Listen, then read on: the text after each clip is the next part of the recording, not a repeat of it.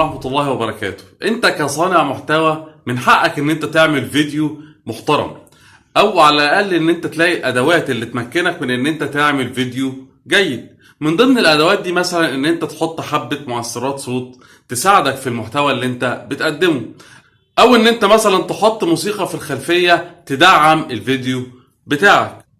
المشكلة بقى اللي بتقابلك وبتقابل كل صناع المحتوى ان احنا كل ما بنحاول نحط موسيقى في الخلفية او اي مؤثرات صوتية بنتفاجئ ان اليوتيوب بيجيب لنا مخالفة حقوق طبع ونشر. فبنعمل سيرش على اليوتيوب او على جوجل بشكل عام علشان ندور على اي ميوزك بتكون بدون حقوق طبع ونشر عشان نقدر نحطها في فيديوهاتنا.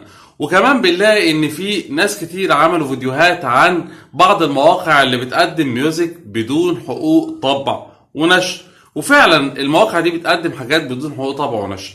انما للاسف ان اكتشفنا ان اليوتيوب بدأ ان هو بيعتبر بعض الحاجات دي محتوى مقرر، وبيجيب مخالفات لبعض القنوات اللي بتستخدم ميوزك من مواقع حتى لو المواقع دي قايله ان الحاجات دي معلهاش حقوق طبع ونشر. طيب ايه الحل بقى؟ النهارده احنا جايبين اهم واقوى موقع ممكن ناخد منه الميوزك بتاعنا من غير اي حقوق طبع ونشر، واستحالة اليوتيوب هيقدر بعد كده ان هو يجيب لنا اي مخالفة على قنواتنا بسبب ان احنا بنستخدم الميوزك دي. ايه هو بقى الموقع دوت اللي هنقدر نستغله ونستخدم المحتوى بتاعه علشان ندعم بيه فيديوهاتنا؟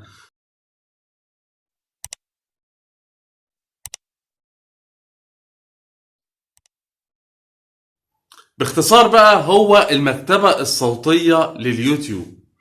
اليوتيوب عايزنا ننجح لان نجاحنا دوت هو جزء من نجاحه، فهو برضو بيحاول ان هو يساعدنا ويوفر لنا بعض الادوات. من ضمن الادوات اللي بيوفرها لنا اليوتيوب هو المكتبة الصوتية لليوتيوب.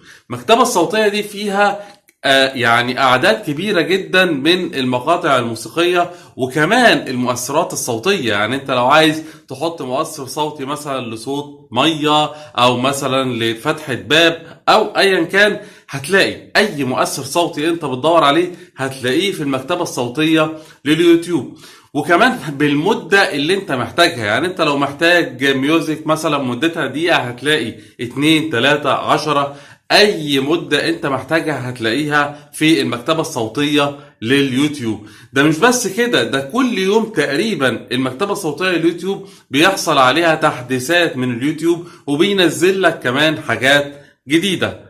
مش عايزين نطول عليكم، يلا بينا نروح بسرعة لجهاز الكمبيوتر عشان نعرف ازاي هنقدر نستخدم المكتبة الصوتية لليوتيوب. هندخل بقى كده مع بعض على القناة بتاعتنا، قناتك، وبعدين إدارة الفيديوهات.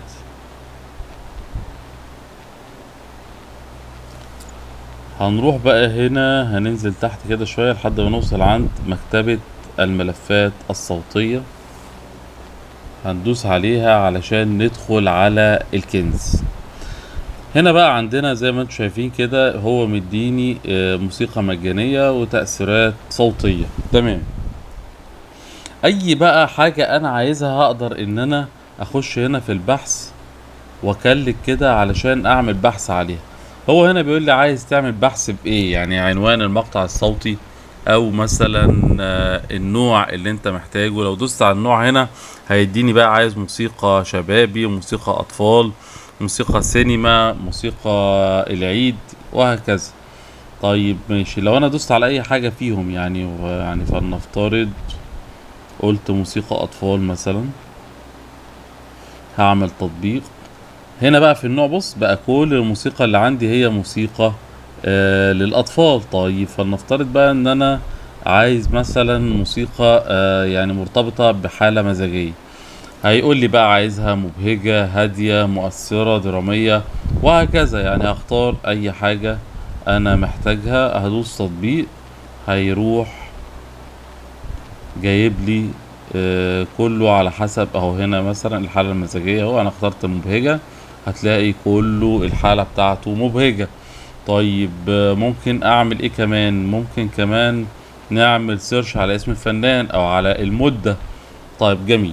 طيب بس كده خلاص. لا بص بقى، هنا هنقدر ان احنا نسمع الموسيقى، يعني ندوس كده هنقدر ان احنا تحت كده نسمع ونشوف هل دي فعلا احنا محتاجينها ولا لا.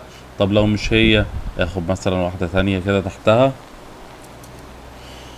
وهنسمعها. تمام، طب ماشي، فلنفترض ان هي دي خلاص، يبقى انا هاجي في الاخر هنا هلاقي في تنزيل، هدوس على تنزيل هيتعمل لها داونلود على الجهاز عندك، وتقدر بعد كده تحفظها في اي مكان وتستخدمها زي ما انت عايز. طيب في بقى تركات صغيرة كده دي لازم نعرفها علشان ما نتعرضش برضو لمشاكل مع اليوتيوب، وهي نوع الترخيص. نوع الترخيص ده لما لو جينا كده وحطينا الماوس عليه هنلاقي ان هو ايه، كاتب لك هنا يمكن استخدام هذا المقطع الصوتي في اي فيديو خاص بك، بما في ذلك الفيديوهات التي تحقق الربح، وليس من الضروري نسب العمل الى مؤلفه. يعني المقطع اللي قدامنا دوت نقدر ان احنا نستخدمه بدون اي مشاكل وناخد منه ارباح من غير ما ننسب العمل ده للمؤلف بتاعه. طب ايه معنى الكلام ده؟ هل معنى كده ان في اعمال تانية بيتطلب مننا ان احنا ننسبها للمؤلف بتاعها؟ في. ازاي بقى بنعرف الكلام ده؟ لما بنيجي هنا برضو نعمل سيرش، في الاخر خالص كده كاتب لي نسب العمل غير مطلوب، وفي واحده ثانيه اللي هي نسب العمل مطلوب. انت ممكن وانت بتعمل سيرش تختار، يعني يعني وانت بتعمل بحث تختار ان انت عايز حاجات نسب العمل فيها غير مطلوب، وفلنفترض ان هو مطلوب. يعني مثلا ممكن لو كتبنا كده نسب العمل مطلوب، هيجي لي بقى هنا في نوع الترخيص هنلاقي الدنيا اختلفت شويه، هنلاقيه بيقول لي ان انت تقدر تستخدمه وتاخد منه كل الارباح اللي انت عايزها، بس تنسب العمل ده لمؤلفه. هنسيبه ازاي بقى لمؤلفه؟ الموضوع بسيط جدا. هتيجي هنا عند الاطلاع على التفاصيل، هيجيب لك التفاصيل دي. هنا كاتب ان العمل ده اسمه كذا للمؤلف كذا والمصدر كذا. هتاخد كوبي وتروح عاملها بيست في صندوق الوصف بتاع الفيديو بتاعك، وبكده يبقى انت خرجت من المشكلة وهتستفيد بكل حاجة بدون اي مشاكل. طيب ده بالنسبة للموسيقى. بالنسبة بقى للتأثيرات الصوتية، انت بقى تحتاج تأثيرات صوتية ساعات، يعني الفئة هنا مثلا عايزها تكون صوت باب طوارئ، عايزها صوت مرعب، اصوات بشريه، اي مؤثرات صوتيه انت عايزها برضه هتقدر ان انت تنزلها بنفس الطريقه السابقه. بس هنا مفيش بقى موضوع ايه نسب العمل الى مؤلفه والكلام ده، مفيش في موضوع التأثيرات الصوتيه. نسب العمل ده بس بيكون في الموسيقى المجانيه. كده بقى نكون وصلنا لنهاية حلقة النهاردة. يا رب تكون عجبتكم. لو عجبتكم ما تبخلوش على اي حد من صناع المحتوى انتوا عارفينه، يا ريت تبعتوا له الفيديو ده علشان يستفيد زي ما كلنا استفدنا من المعلومة دي. ونشوفكم في حلقات جديدة.